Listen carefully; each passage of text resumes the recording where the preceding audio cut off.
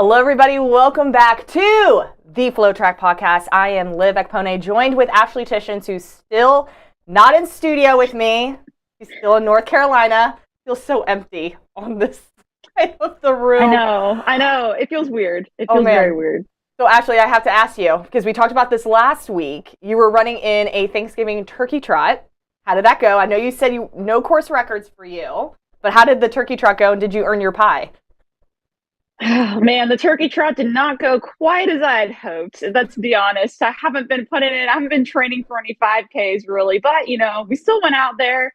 The neighborhood's definitely much hillier here in Raleigh than it is in Austin. So those hills kind of killed me, but I still won my age group. So I still got a pie, which I was pretty happy about. I picked a chocolate pie, even got a turkey hat. Look, I'll have to bring in the turkey hat so you can see the turkey hat I got. Oh, man. So you got a chocolate pie for winning your age group? Yes, I did. Was it good? It was either chocolate or pumpkin, but we already had a pumpkin pie at home. Yes. So I was like, oh, we'll pick chocolate. So, yeah, they had, pies for everyone to choose for winning their age group, which was pretty funny. So. There we go. And it was also Ashley's birthday.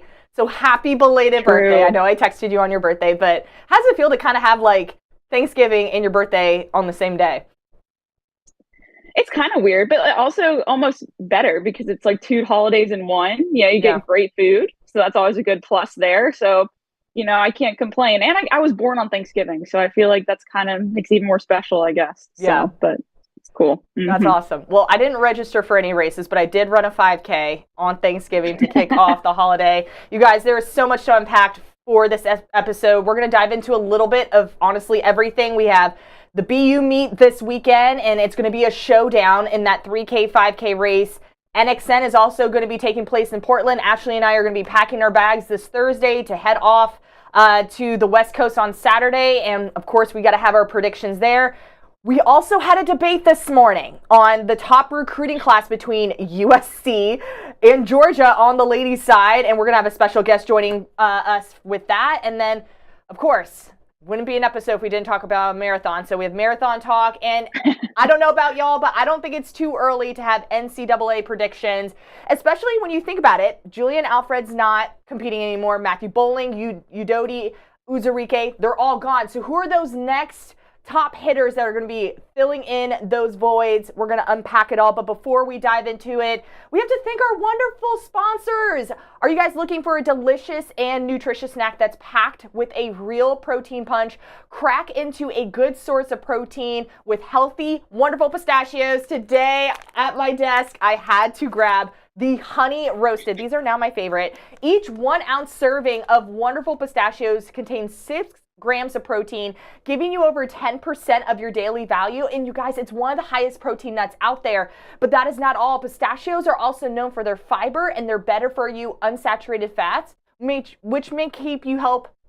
may help you keep feeling fuller longer. But that's not the best part about it. Wonderful Pistachios comes in a variety of flavors, perfect for enjoying with your family and friends as we're about to kick off the indoor season. So whether you're jumping in between meetings, dropping the kiddos off at their games, make sure you grab a bag of Wonderful Pistachios because they're going to become your now go-to snack. So check out wonderfulpistachios.com to learn more about how these little green wonders can power up your day. Now, without further ado, as we mentioned, the BU meet is kicking off this weekend in the 3K and the 5K. It's going to be live on FloTrack. Goodness gracious, Ashley. Let's talk about the men's field first. 8 of the 10 finishers from the men's 10K at NCAAs are entered in the 5K this weekend, including Graham Blake's, runner-up Haptem Samuel, and third-place finisher Kai Robinson. Ashley, when I heard this, my brain pretty much exploded. So let's dive into it. What do you think? How do you think this is going to shake up? Do you think there's pressure from Graham Blake's side, knowing that he won NCAAs, we're about to run the same distance, if it's on an indoor track, just kind of how do you see this shaking up a little bit? Well, so I think first maybe we should establish a little bit just what this meet means, I feel like, in the NCAA space, right? So it's the first of many BU meets to come, the BU Sharon Colyear-Danville Opener here. And what makes this really important, right, and really key, and why you're seeing so many of these NCAA cross country runners competing here, right, I mean, there's a reason for it, right?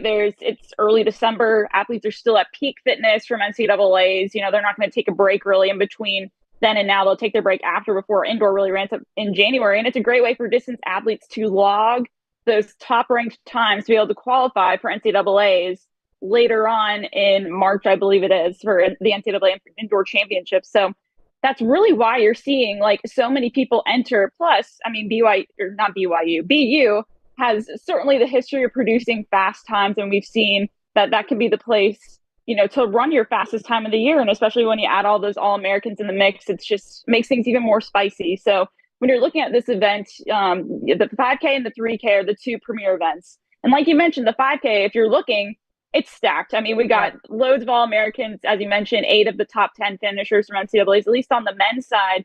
And you have a slew of, you know, proven champions as well going to be contesting here at this race. If we're looking at what happened last year, right, you're going to have the defending champion from this meet, Kai Robinson, competing, and he is from Stanford. I believe we have a video of him here winning that race last year. He clocked 13:11:53 to win the 5K and beat out just, I mean, I can't even talk about, like, there's so many names he beat out that day. He beat out some pros, other elites, including Drew Bosley, Alex Mayer, and Nico Young. And he just finished third at NCAAs a couple weeks ago. And so, you know, as you mentioned, like, he doesn't come in maybe as the favorite. Graham Blanks obviously won NCAA Cross. Maybe there's some pressure there to continue on that winning streak, but maybe he has nothing to lose, right? He's already the champion. He already won once. So, you know, he's going to go out there and put his best foot forward, but he's going to be racing against some top guys. So what did you see from these entry lists that really struck your eye? Gosh, it's just fire emojis for me. I'm just like, where's the popcorn? Fire emojis? The popcorn, the fire emojis, the lightning bolt. Like, that's how I feel about this men's field. It's completely stacked. And just thinking about, and I love how you mentioned, like, this is like the ultimate perfect time because they're coming off NCAAs. They're at very peak fitness. We just they had a week of recovery, week of light training, obviously with the Thanksgiving holiday, enjoying that time with family and friends. But now we're getting back into the work again, and we're about to start preparing for indoor. So why not just, you know, dust off the track spikes and hit the indoor track at BU? It's going to be an amazing atmosphere. We've already seen this meet be held, and just the venue at BU is just incredible with the atmosphere and the energy. And you mentioned Kai Robinson. I still think he's probably the heavy favorite. I feel like for him, he's thinking defending champion, I have to go out and do this. I think it's just going to be really great to see how Graham Blanks responds. And I know it's funny, Brian Dybel and I here in the office, he does a lot of our videography. He was talking about Graham Blanks and just, we kind of laughed, and he's like, I'm happy this guy mentioned on air that he was like, I ran like a dumbass. So it's like, I'm curious to see how that's going to kind of shake up when we're entering the indoor track. And now I think it makes it just a little bit more interesting, right? Because when you think of cross country, you got the grass, you have to kind of have your own lane. You can establish that.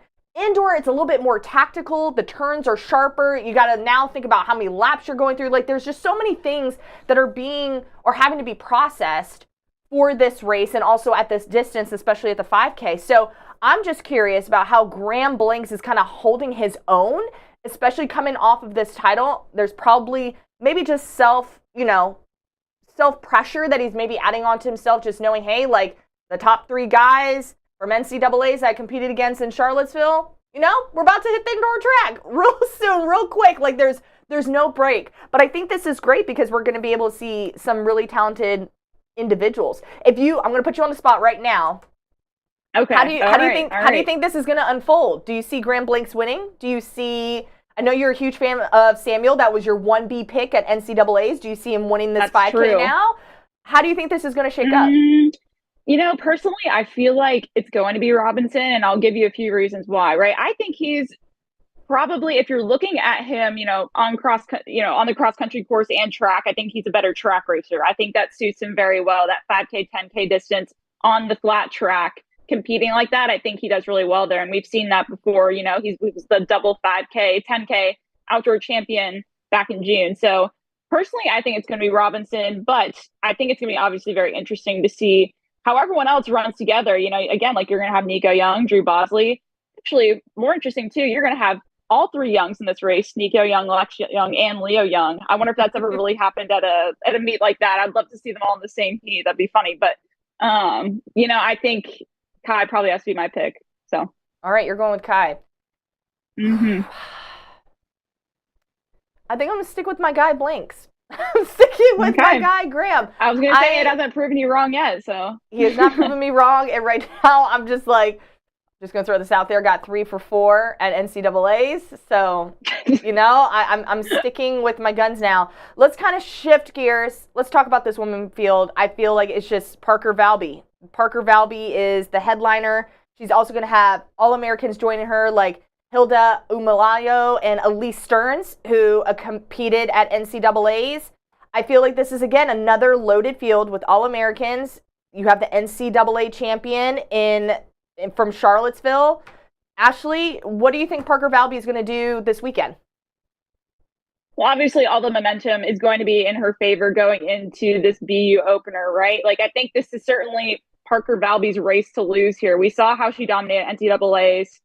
Not much of a surprise then to see her come here since she's, seemingly healthy. She's going to come to the BU opener and probably try to throw down the fastest time in the NCAA so far, or into the early season, and go ahead and try to lock away a time that'll qualify her for NCAA Indoor Championships later in the season. But, I think it's going to be it'll be interesting to see this for her, right? Because if you're looking at what Parker Valby did last year indoor, she basically didn't run much at all indoors, I believe. Yeah. She had an injury toward the end of that season. I think she only ran 2 indoor meets, but I will say one of them was the BU Valentine Invitational, right? And so she has been to this track before. She knows how it runs. She knows it's fast. And so I think that could certainly, play to her advantage. However, I will say, if you're looking at this field and some of the other top competitors, I really do like Hilda Olamomoy of Alabama, right? She was 3rd in this race last year, the women's 5K at the BU opener.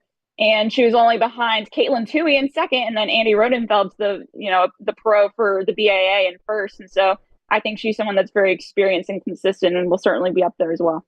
I agree with you there. And I think with Parker, just kind of, piggybacking what you're saying just from her indoor season, I know it's been very light. You mentioned injury. I think this is also her first 5K indoors. Like, I'm looking at her Florida profile right now. She has an indoor 3K personal best of 8:49, and then it goes straight into outdoor 5K as well. So I think this is a great opportunity to kind of see what she's capable of doing, especially on the indoor track, just having that opportunity to kind of touch it a little bit more. And I think it's a great rust buster for her.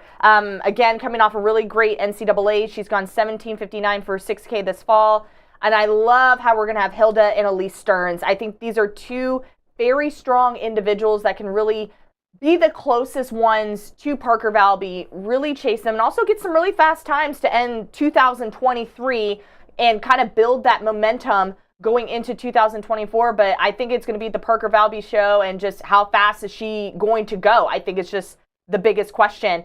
And not only are the 5Ks going to be exciting, the 3Ks. I'm looking forward to that. I know we have some really big names. Ashley, who are some individuals that you're looking forward to in that distance? Yeah, I think if you're looking at the 3Ks, they're just about as elite as the 5Ks here. If you're looking on the women's side, you're going to have a slew, again, of All-Americans who opted to go for the shorter 3K distance instead of the 5K. You're going to have Olivia Markovic, who was a very close second in the same race last year. She ran 8:50.48 last year. And she's obviously, as we both saw, coming off a really big race for her NCAA Cross, where she finished 3rd for Notre Dame. So I'm really curious to see how she does here this weekend. You're also going to have Amina Matog of Duke, and she finished in the top 10 NCAAs. She's been their top gal for some time, in 7th last year in this race. And then you're going to have, I think Olivia may touch on this a bit, slew of NC State women too. So Amaris and Sam Bush, I believe, are running this as well. So it'll be exciting to see them go. But then if you're looking at the men's side, you're going to have 2 of Oklahoma State's top guys. You're going to have Brian Masao and Fuad Masaidoy. I'm sorry, I cannot pronounce that there. As we saw, Brian was one of those star Kenyan freshmen that helped Oklahoma State capture that team title there in Charlottesville. And then if you look at Fuad, he won this race last year actually in 7:44.26. So he's going to be your defending champion. So those 3Ks, they'll definitely be pretty quick. I know you focused on the collegiate side of things. There's an individual for me who and I think you're also excited for this as well. If you know Ashley and myself, you know that we're Ellie Shea fans here. And Ellie Shea is a fantastic individual. This young, talented individual she's in high school, but she's not afraid to toe the line with professional and collegiate athletes. And she's also entered in this 3K. I'm honestly not surprised because she is from Boston. She's living in Massachusetts. She tends to put herself and challenges herself in these types of races. What I think is really impressive is literally this past weekend, she qualified for Foot Locker Nationals, and she, did great things there at her regional meet, went 17:21 for 5K. She's going to then hit the indoor oval track this weekend, and then next week, she's going to be flying to the West Coast to compete at Foot Locker Nationals in San Diego. So she's going to hit the cross-country course, indoor track, back to the cross-country course for her senior year. And she's one of the best distance recruits in the nation. She was the Pan American U20 champion in the 3K. She was the NACAC champion or silver medalist for the U23 divisions in the 1500. So this lady has so much talent, has so much to offer. She typically does a little bit of running during cross-country, has set all-time marks during the indoor season, all-time marks for the outdoor season. So are you excited to see Ellie Shea this early, I guess, for the indoor season? I'm just a little interested in this move here. Yes. I'm a little surprised because I think that's just such a big change, right? To go from, most high schoolers, right, they start running their cross-country seasons all the way back in August, and then, they run through November and into December if you're one of those elites going to national championships. She made her cross-country debut last week. I know. It's almost December, which is interesting. But then to go from that and then a week later run indoors and then try to win a national championship another week after that, it's definitely an interesting strategy to me. But, I mean, hey, Ellie's always kind of done her thing and done really well with it. So I guess we'll see how that goes. And especially at, a fast BU meet, maybe she's just trying to throw it on really fast time and kind of shock the system. But who knows? Yeah, I think that's where I think it's coming from. It's like, as you mentioned, like I'm thinking about last year too. I think she ran one road race, then she went to qualify for Foot Locker, East Bay, Champ Sports, whatever it was last year, to then go to, nationals again. It's just interesting to have this indoor meet kind of in the middle of all of that, but maybe she's looking to get some foot speed and get some really great competition because she's going to be entered in this 3K and everything. So it's going to be an exciting one to see. So again, this meet will be live on FloTrack. You can catch everything on FloTrack. Kicks off over the weekend, so we're super excited about that. As I mentioned earlier in the show, Ashley and I are going to be traveling to Portland. We leave Thursday. We're going to be covering NXN, one of the biggest championships of the year at the high school level. And a lot of these individuals we're about to start seeing kind of shift, and most of them are seniors going to be competing at the collegiate level next year. But I think it'd be interesting to have Ashley and I kind of make our picks to see who the top individuals are and also the top teams to look out for as we head to Portland. So Ashley, let's start with the guys' side first. Who is your individual pick and why? Well, yeah, so first, if you're looking at this, I think maybe, again, some context here for those that are watching or listening or whatever. NXN is obviously one of the biggest high school cross-country races of the season. It has a long history. These are the people that you're going to see going to, the collegiate ranks in the coming years and being those dominant people, looking to contend for All-American spots in NCAA. So, I mean, this is the future here, and I'm really excited to see what happens. If you're looking at the top guys, if you haven't heard of Daniel Simmons yet, I really hope you get to learn that name because the American Fork senior has just been on a tear since, even if you're looking back to last year, throughout his whole high school career currently, he's undefeated on the season. He runs for American Fork out in Utah. He's a BYU commit. Again, he's undefeated, a multiple-time Utah State champion. He was second at NXN last year in that crazy race where we saw Aaron Solomon take home that individual title. So, to me, he's kind of one of those individuals, right, where you look at it and it's like, gosh, how do you beat this guy? No one's done it so far yet this season. I mean, he's an 8:34 2-miler. He did that back at Arcadia during the track season as a junior. I definitely think, especially if it's kind of like those tough conditions, which I know we're expecting in Portland, it's going to be that typical rainy kind of miserable conditions. I mean, Judy's out there running in Utah elevation. He should be, kind of ready for everything. So I got to go with Danny Simmons as my individual pick. Okay. I like Danny Simmons. I'm a fan of Danny. I know who you're going to pick. And I'm not excited. Okay. For some context, I'm a huge Clay Shively fan. Okay. He goes to Wichita Trinity Academy in Kansas. He has signed, verbally committed to NAU. He'll be there in the fall. What I'm most impressed with Clay is a couple months ago, he was an individual that put it out there that he was going for an NXN title.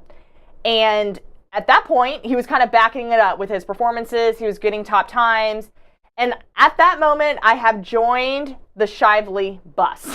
And I don't think I'm getting off because I'm excited. I think this will be a huge win for him. He will be the first ever Kansas athlete to win NXN if he does this. He also set a personal best at NXR Heartland, finished 5th, which got me really nervous here. Liv, come on. I know. Right there. He finished 5th at regionals. I understand. He finished 5th at regionals. I know. 14:39. However, our guy Max, who I'm like, kind of gets inside scoop on things, and he was just like, I think Clay was just doing enough to get in, like not showing too much of his cards, was towing the line, doing what he needed to do, and that was his second sub 15-minute 5K run this year. So, don't know. I know a lot of people are like, Danny Simmons, the guy, and I know Ashley's like, he has not shown or proved me anything else, but I'm rooting for an upset here, and I'm rooting for Clay Shively. That's my pick. That is my pick. So, it's going to be really interesting. I know Danny Simmons is the safe pick, but I think it's the correct pick. So. Okay. Whatever you say, Ashley. Okay, let's talk teams. How are we feeling about the teams going in? I think, are we on the same page? I can't remember if we made the same picks here. Oh, we did. Okay, we're on the same page here. Continuing on that American Fork train, Utah train, and Danny Simmons is not only going to win the individual title, but he's going to help lead American Fork to the team title, I believe, at NXN. If you're looking at what they've done this season, they won their Utah 6A state championship, and they've been just on a tear this whole season long. I believe they won the NXR Southwest region to qualify for NXN, and so they haven't really shown that they can lose yet, and even if you're looking at some of those teams they competed against, at the Southwest region, I mean, they competed against teams like Harriman, who's probably a top 5 team potentially, at NXN and stuff like that as well. And so I think American Fork is going to win this. Interestingly enough, American Fork has always been one of those programs that's been very good, especially on the guy side. They have never won NXN. I did a little Google search, and they have actually never won. The best they've done is they've finished second, I believe, 3 times. And the last time they did that was in 2016. So I think Danny Simmons could lead them to their first boys NXN title. Yeah, I think that's going to be really interesting. And again, I think American Fork is that team to beat. Harriman, I know, is also in that conversation as well. So, it's going to be a fast one. Let's talk about the ladies' side. I have a nice pick here. I like my pick. Rachel Forsyth of Ann Arbor Pioneer from Michigan. She's going to be going to Michigan State University in the fall. This girl's just absolutely unbelievable. How you feel about Danny Simmons is how I feel about Rachel Forsyth. Like, this woman has had 12 straight wins, undefeated all season long, and her last 11 races were sub 17 minutes for 5K. So talk about consistency. And she's just been hammering away at every opportunity she can get to win. She's gone 16:07 for 5K at her Michigan regional meet, which is the #1 time in the nation and is also the #5 all-time performance. And she's coming off a win from NXR Midwest and also the Foot Locker regional title as well. So I think Rachel Forsyth is the one to take down. But I also know this specific race on the girls' side, there's so many heavy hitters. There's Elizabeth Leachman in here. You have Rachel Forsyth. Emily Wisniewski's in this mix. Sadie Englehart. Like, there's so many big names. But I feel like Rachel Forsyth, this is her year. This is her year to put it all together. She's a senior. She's going to go out with a bang. I feel like the conditions are in her favor, especially just looking at the weather in Portland. It's going to be cold and rainy. And homegirl has been running in Michigan where it's snowing all the time. The weather's not always ideal. So I think that also works in her favor. So I'm going with Rachel Forsyth. I don't know if you agree. I think you disagree with me on this one. I do like that pick. I do think Rachel is going to be at least probably top 5. Maybe I said top 3. I know we made some predictions earlier today, but I got to go with my girl, Elizabeth Leachin out of Bernie Champion in Texas. I believe she's a junior, correct? Or maybe she's a sophomore. I think she's a sophomore. And when I tell you this girl has been on a tear all season long, I mean, there's no question that, she's logged some of the top times consistently week after week from 5K that, I know for us that have been, we're in Texas, so we follow along a lot with all the Mile Split Texas coverage. And I know we come to the office every day. We're like, dang, can we just talk about what Leachman just did over the previous weekend? If you're looking at her resume for the season, she clocked 16:07.6 for 5K to win the NXR South Regional out in the Woodlands, which earned her the highest speed rating of anyone so far this season, which is 165. Which to me, that's just insane. And again, if you're looking at the rest of her resume, she's undefeated. She has gone under 17 minutes for 5K 1, 2, 3, 4, 5, 6, 7, 8 times. She's only gone over 17 minutes one time. So I feel like she's got nothing to lose. They're literally like this. Because I know Elizabeth is number 2 by literally tenths of a second. But do you think... Actually, sorry, I'm going to correct myself. I said she was undefeated. I forgot she lost at Woodbridge to Jane Hendegren, who unfortunately will not be competing. I believe she has sustained an injury. But But to me, that was pretty much just like, a win, this girl's like on a whole nother level. Yeah. And you know this, Liv. Okay, so what was it? About a month or 2 ago, we went out to Bernie Champion and we filmed a workout Wednesday with her. And I've never seen anything like it. She did the Michigan, which, is a very famous distance workout. And this girl crushed it. So I'm going to have to go Elizabeth Leachman here. It's going to be an exciting race. I love Elizabeth Leachman. Huge fan of hers as well, especially just being here in Texas, which is where we're at. So again, it's going to be a race to the finish. Okay, team race, because it's going to be a battle between 2 Colorado programs. I feel like Niwot and Air Academy are just the 2 programs that are going to go at it. I don't even know if we agree. Do we agree on this one? Did you pick Air Academy? No. You picked Niwot? No, I picked Niwot. Okay, why do you say Niwot?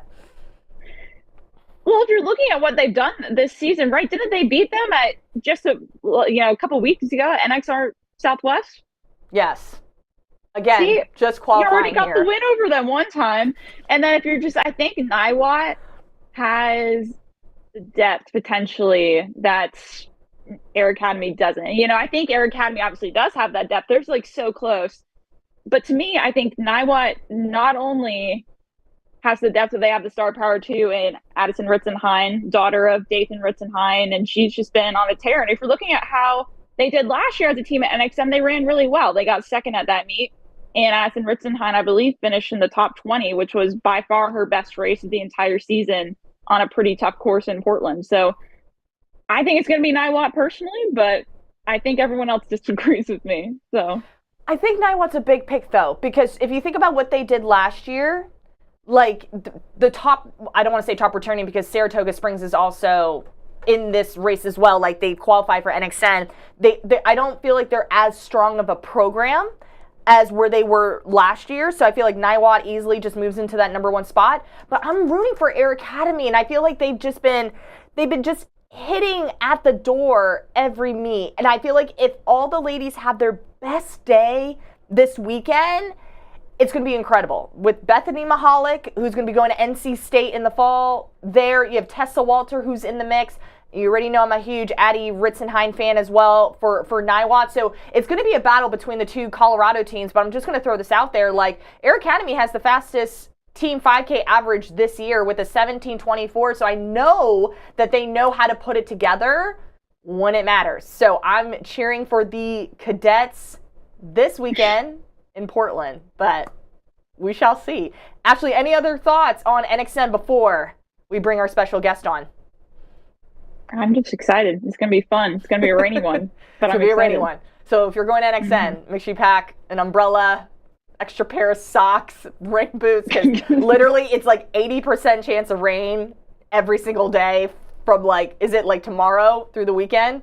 It's just rain. I think like Thursday through for many days. Many days. The foreseeable future. Yeah. Whew, it's going to be a muddy one. So let's get going. All right, guys, as I mentioned to kick off this show, we've had, I don't want to say heated debate. It might get a little heated now. But we had some conversation earlier about Georgia and USC in their women's recruiting class. And Ashley and myself think one way. But of course, we've had Corey Mall join us before when we did everything, picking up, our at-large bids for nationals, for NCAAs. So Corey Mall, one of our wonderful colleagues, thank you for joining us today on the FloTrack podcast. How are you doing? I'm great. How are y'all doing? And Ashley, Air Academy, they won the 5A title in Colorado. I National know, Field but Trip, going Air Academy. Everyone's against me. I was looking at her predictions earlier. I'm the only one that picked Niwot, but I believe. You believe. Okay. I think, like I said, I think Niwot is a great pick, but I feel like Air Academy is going to put it all together. Okay, I'm excited for this because, as I mentioned, lots of conversation. And personally, the conversation started with like Georgia and like who they signed over the last week. Corey's like, have you seen what USC has done? And I'm like, we just need to talk about this on the show. So Corey, why don't you break down for us your thought process on just like what did you kind of get from Georgia's women's recruiting class this season and also with USC as well? I think we have to start first with the ranked classes after National Letter of Intent period began. We published that ranking on November 14th. That was before Georgia signed Deja Hodge and Michelle Smith, but it went like this. Southern California 1, Oregon 2, LSU 3, Georgia 4, Duke 5. Now, Georgia obviously has moved up to 2 based on what they've done. Hodge, Smith, Riley Hampton, Alyssa Gordon, Skyland Townsend, Sol Frederick, Sanaa Frederick. That's a lot of girls with a lot of talent. And on our Milesplit 50, a lot of ranked girls. Looks like 5 in all. That's pretty steady right there. USC, Mia Brown-Pedersen, Mara Scott, Brianna Selby, Olivia Pace, and Grace Smith, a underrated hurdler from Georgia. They don't have as many ranked athletes, but they do have 3. Here's where my position stands. USC is number 1, and for me, they stay 1 because I think you have to look at basically what the recruiting class is right now, and it's a clear 1 and 2. The number 1 recruit in the class is Mia Brown-Pedersen by far. The clear number 2 is Deja Hodge.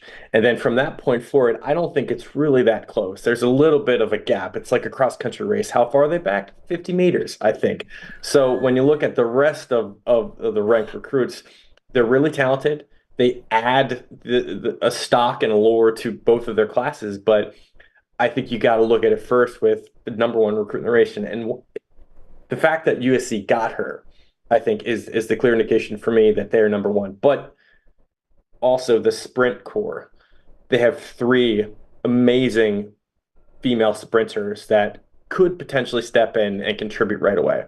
Georgia kind of got a little bit more depth with hurdlers and jumpers. Jumpers don't transition as easily as sprinters do. And in hurdling, while the height doesn't change for women in the collegiate ranks, I do think there is a little bit more of a transition there to facing elite competition. So apples to apples, I think is a little different, but I'm sticking with the USC because they got the number 1 girl, Mia Brown-Pedersen. My face right now. I'm still stuck on how you said 50 meters back. I'm like, Corey Mall, what do you mean 50 meters back? Hey, Tyler, can you put up the graphics I had in our assets folder? This is just interesting to me. I think we just need to pull up the Georgia Instagram real quick. First photo. About to drop it here. I'm just mind blown because I'm looking at this and I'm like, look at all of these talented individuals from Deja Hodge, as we mentioned, indoor national high school record holder in the 200.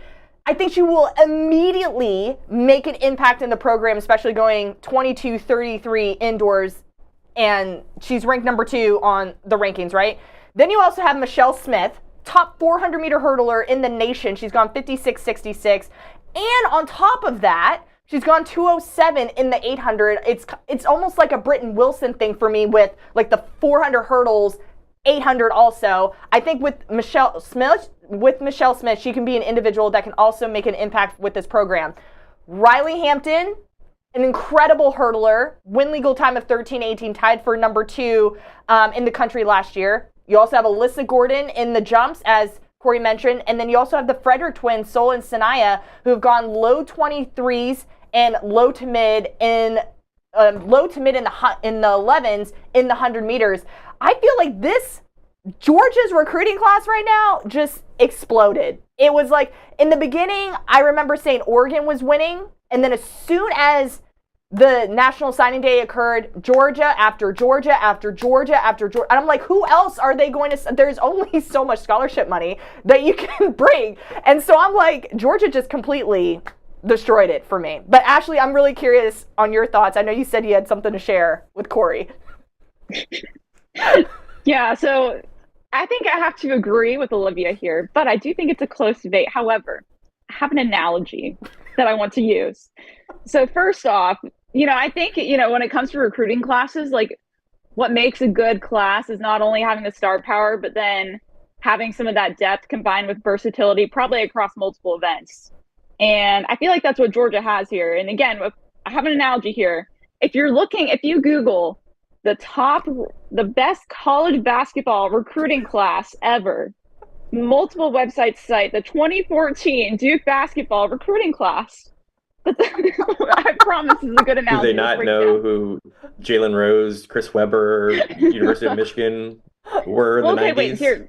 Let me explain the analogy here. So if you're looking at their recruits that year, they had the top-ranked recruit, Jaleel Okafor. He's a center. He's their top-ranked recruit. But then if you look at the rest of the guys they had number 5, Tyus Jones. He was a point guard. Number 12, Justice Winslow, shooting guard, forward, that sort of thing. And then you have number 34, Grayson Allen, a shooting guard. So not only were they able to spread that talent, kind of spread that wealth there, they still got the number 1 recruit, but they had some of that depth. I mean, it's kind of rare that you get that kind of talent in just one recruiting class, so many top guys. And what did they go on to do? As freshmen, they won the national championship. Nothing like Ashley to bring in a basketball analogy. Of course. That's status quo there. I mean, first of all, Olivia, great. Georgia does social media really well. I applaud them for that. They also spend over $200,000 on recruiting, as our report indicated a couple months back. They also have some advantages to getting recruits. I'm not knocking them for that. They do it better than anyone else. Recruiting Georgia right now under Carol Smith-Gilbert, better than anyone else. And that they're successful. But to win track and field titles, outdoor, indoor, you need sprinters and you need relays. And what did USC get here in spades? They got sprint talent in spades. I get that depth will give you maybe a versatility that could lead you to score some points in other events, but the reality is there's less likelihood there of those recruits kind of succeeding at the level of which you need them to. It's just a matter of numbers, once you get to the college ranks. If you stock up on sprinters, and a lot of them, chances are you have a higher likelihood of hitting on them. And you need great sprinters for relays in the 4x1, the 4x4. And that's what Carol Smith-Gilbert did really well at USC when she coached there, now at Georgia. So I don't knock her. I think she got an incredible class. But Quincy Watts, I got Quincy Watts at USC. Just wait. Scott, Ohio, a little underrated. She's going to be outstanding. Brianna Selby, 2-time national champion indoors out of Virginia. I'm keeping them at 1 because USC, for me, did the right thing and they stocked up on sprinters. And plus, they got, I think, a couple more coming. Okay. Since we're talking about sprinters, I'm also thinking about what they already have there now. Georgia has Kayla Jackson, Autumn Wilson. I really think with Deja Hodge and, having someone else that's already on that relay, the star power is already at Georgia right now when it comes to the sprints, though. Kayla Jackson, All-American as a freshman. We all know Kayla Jackson. That girl can move. For indoor and outdoor as well. But the question was best recruiting class, not who they already have. So. I know, but I'm just saying. You did mention a good point, though, whether it was Olivia or Ashley, on the scholarships. There's a lot of girls on the squad that are basically the best in their states. How much scholarship money do you have? I mean, maybe some of these athletes are coming in on partials, and that's maybe the bigger get, I think, to get some of those athletes coming in not on fulls, and you're still getting the best of the best. Just an interesting take. I still put Georgia 1, though. I still put Georgia 1. Like,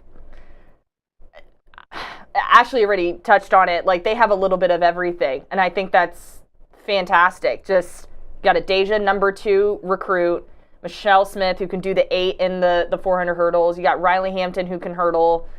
You got jumpers, Frederick twins, who can sprint.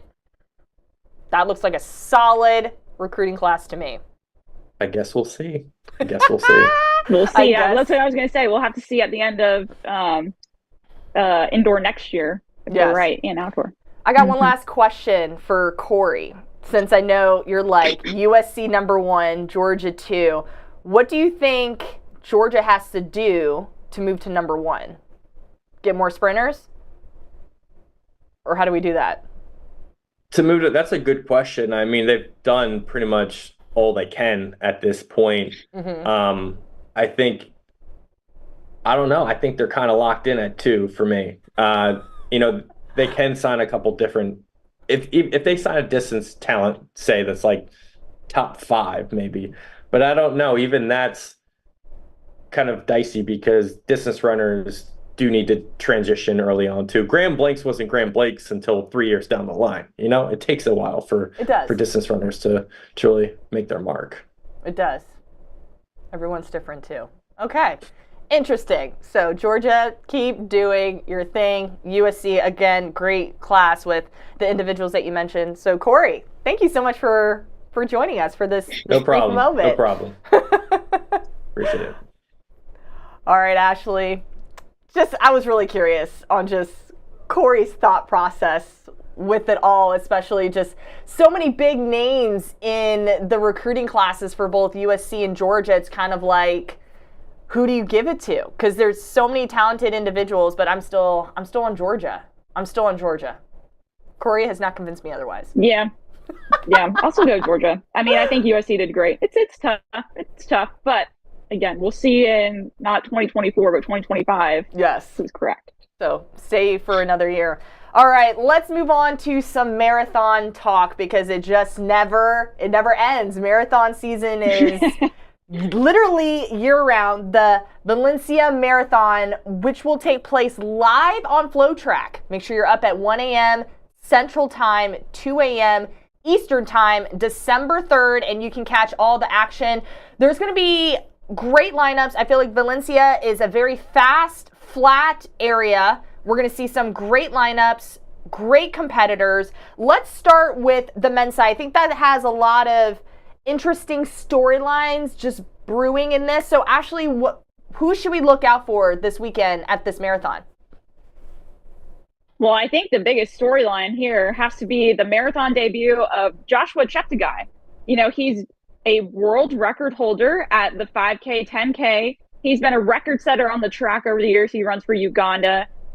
He won the 10K World Championship title earlier this year in Budapest, but despite all that, he has never raced a marathon. And so for someone like that who's been dominating distance running for so long, I think a lot of people are just really curious to see, what this is going to be like for him. And there's a lot of intrigue that comes around that. And again, like you mentioned, Valencia is a fast marathon. It's flat, I believe. It's like they claim they're like the 3rd fastest marathon in the world. So this could be a chance where you could really see some fast times. And I'm really curious to see how he does. I know, I think it was about a month ago. I believe David Monty, great running journalist, track and field journalist, wrote an article about Joshua Cheptegei and how he's been training for the Valencia Marathon. And apparently there's been just historic flooding and raining and muddy conditions where he is.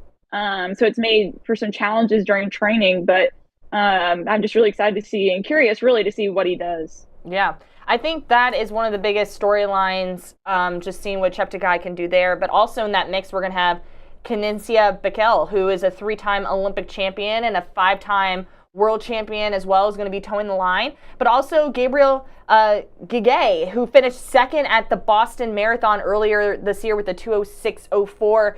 And there's a couple of other names too, and there are 5 runners who have gone sub 2:05 to best on their resume that could also be in this mix as well. That's Alexander Matiso, Cisse Lema, Luel Grubolesi, excuse me if I'm pronouncing your name wrong, Chalu Deso, and Titus Kiptero. So it's going to be an exciting men's race. Also on the women's side of wait, do you have any other thoughts on the men's race before I shift gears? Talk about the ladies. I just want to see what Cheptegei does. I think that's really what everyone wants to see. So everyone wants very to see excited for that. Yeah, I think the ladies' side is also interesting because you have a lot of individuals who competed in major marathons and are just looking to kind of be in that mix, have already run marathons this season. You have Tisuke Kimichu, who is second at the Tokyo Marathon with a 2:16:56. You have Almaz Ayana, who's been undefeated in the half marathon distance this year, and she finished 7th at the London Marathon earlier this year. You have Worknesh Degefai. Excuse me if I'm pronouncing your last name wrong. They've already had one race underneath their belt this season. Then you have an individual from Romania, and again, a few others that competed at the Boston Marathon, and also Bosuna Mulatai, who will have her marathon debut, and she's gone 1:05:46.5, which was her best back in 2022. So lots of great performances, and this marathon is going to be exciting to see. Especially just seeing how Cheptegei does, just kind of coming back after you mentioned like just not having the best conditions to train for this. How will he respond, and what time can he post out on this really fast and flat course? So it's gonna be exciting. Yeah, and I think sorry. I was gonna say too, I think it's just like we're in this new phase of marathon running, right? Where we've seen within the past 3 months just some of the fastest marathons ever recorded in history, right? So I think it's now just I think especially when you go to somewhere like Valencia where there's a potential to run really fast, I think these, ladies and, these men too are going to have this kind of back in the back of their mind. If you're looking at these PRs among, these crews on the men's side, so many people under 2:05 in their careers for the marathon. And for the ladies too, you have Gamechi, who's gone under 2:17, and others around that 2:20 mark. So I think it's going to be really interesting to see how quick they go. Yeah, very competitive and very quick as well. So again, it will be live on FloTrack starting at 1 a.m. Central Time, 2 a.m. Eastern on December 3rd. So you can catch all the action there. And before we let y'all go, as I mentioned, I don't think it's too early to have NCAA predictions. And I think the biggest question for me, it's really funny, kind of over the Thanksgiving holiday, I've been kind of watching last year's NCAA championships. And I'm like, it's going to be interesting. There's no Julian Alfred. There's no Matthew Bowling. Udodi Uzurike just went pro from Stanford. So I feel like the sprints, it's kind of open. I guess you can say there are some heavy hitters that are going to be in the mix. But Ashley, what do you think is the biggest kind of thing to look for as we move into these upcoming weeks with an indoor kicking off? Yeah, as you were there talking about the biggest, opportunities, events where other athletes can move in and have a chance to win titles and win races. I agree. I think it's really on the men's side, especially in that 200, right? You had Matthew Bowling, who ran for Georgia. He was the 2023 indoor champion in that event. He turns pro. You have outdoor champion Udodi. He, wins that event outdoors. He's also pro now. So there's these 2 openings now, right, where you can see some of these athletes step up, and this is their chance to win, and who's going to emerge as the star this year in the men's 200. That's obviously always a very, contentious event. And so I'm very excited to see where that goes. So that's kind of what I'm thinking. But you mentioned a good point too. Like if you're looking at the women's sprints, it's just wide open. Again, you had Julian Alfred, who's dominating, in the short sprints. She's gone, and plenty of others too. And I know you have some predictions about that as well. Oh, yeah, I most definitely do. And my question is, and this is pun intended, with the indoor season coming up, who's going to be that next dog in the short sprints after Julian Alfred. And I mentioned Kayla Jackson of Georgia because she is literally the first name that comes into my mind, especially looking at the sprints. Like, just looking at and she was a freshman last year. And typically, as Corey mentioned, it takes some time for athletes to develop, but I feel like Kayla wasted zero time to get the wheels going. And, you know, just coming off of a strong spring season, she was 6th as a freshman at NCAAs in the 100 meters. She was 2nd in the 100, 3rd in the 200 at SECs. During the indoor season, she clocked a 7:07. She was 2nd in the 60 meters at NCAAs where she ran a 7:08. And I'm just like mind blown. I'm like, okay, if she continues that momentum, I feel like she's going to easily sneak in as literally that top dog going into the short sprints. I know Autumn Wilson is a talented individual again from Georgia, and I feel like she can be in the mix as well. But I also think just kind of looking into the 400 meters also, Ashley, Britton Wilson, gone. Talitha Diggs, gone.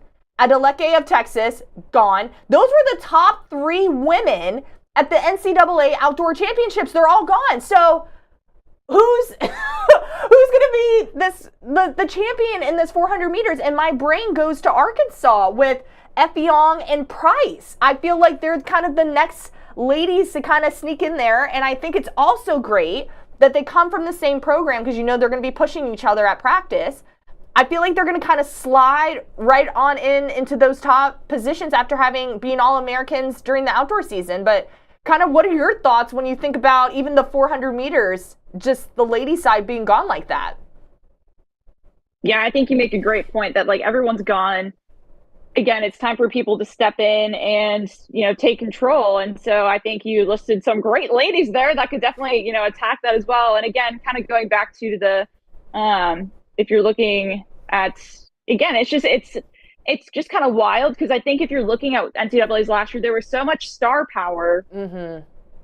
Obvious that they were going to then most of them go turn pro. I feel like last year was one of those years where it was kind of rare how much star power there was when you're looking at, especially that 2, that 4, both on the men's and women's side. So to now have it, you know, so many spots opening up, I do think that's pretty interesting. Yeah. One other athlete just to kind of put on your radar, again, I mentioned Arkansas, and I'm curious to know, I think she's probably going to go, you know, 60 meter too, but she also has the ability to go up in the 400s because she can potentially be on Arkansas's 4x4. If you don't know who Shanti Jackson is, I need you to Google her as soon as you're done listening to this podcast, because what she did as a senior last year from North Carolina is absolutely unheard of. She broke the national high school record in the 300 meters, which was held by Sydney McLaughlin-Laverne. Shanti went 36.63 and did that in January at the VA Showcase. I remember Ashley and I were literally there in person, watched it with our own 2 eyes, and I called that race, and I was like, oh my gosh. You watched it with your own 2 eyes. Oh, you were running a marathon! Just kidding. Ashley was not there. I remember being there, watching it with my 2 eyes. Just unbelievable. 36.63. She also broke the outdoor 100-meter high school record. She went 10.89. Ridiculous. And she's also gone 22.35, and she did that to win the Pan American U20s. And she also has 52-second foot speed. She ran that earlier in the year, and she only had a few 400-meter races underneath her belt. Just imagine what she's going to do as a freshman now. And I know she wasn't lifting in a high school, so that was pretty much just whatever she was doing on the track without any weights. Now with her lifting and getting stronger, goodness gracious, it's going to be scary to think about. So just kind of putting Shanti Jackson on your radar if you don't already know who she is. I feel like the sprints are kind of wide open right now. And I think when it comes to distance races, we kind of get a glimpse, kind of based off cross country, where people are going to, and I know it's two completely different races, but you kind of get a glimpse of like where people are at. So, but the sprints, it's like, okay, first season race of the year, what are they going to bring to the table? And then you move into conference and then NCAAs, it's going to be all exciting stuff. So Ashley, any other thoughts before we wrap up our show? It's weird now. I think I was telling you this earlier. It's weird to be thinking about indoor now. I'm still in cross country mode. I know we were preparing for this and I was like, gosh, I can't even think about indoor right now. But hey, it's indoor season's upon us. I know. It's like marathons are going off this weekend, and then we leave for high school cross country nationals. There's one more high school cross country meet next week. Then it's like the holidays, and then like blink of an eye, it's 2024, and then literally within the first week of January, it's indoor. It's like full-fledged indoor season. It just there's no break. There's no break in this. It's just that's right. Just go all go the go. way through. Goodness gracious. Well, y'all, thank you so much for joining us for this wonderful episode for the FloTrack podcast. Please subscribe, like, leave a comment. Ashley and I want to know what your thoughts are. Let us know what you think about USC and Georgia too. I'm really curious what you guys think about that. But enjoy the rest of your day. We will see you next week, kind of diving into more stuff, and enjoy the rest of your weekend.